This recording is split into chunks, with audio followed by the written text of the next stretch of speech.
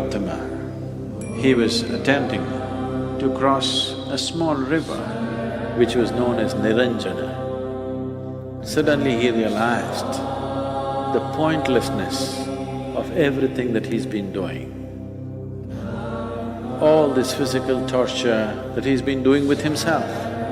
Suddenly he realized everything that he's looking for is right here.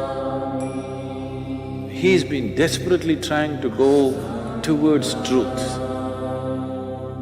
Suddenly he realized there is no going towards truth. If you just open up, it's right here.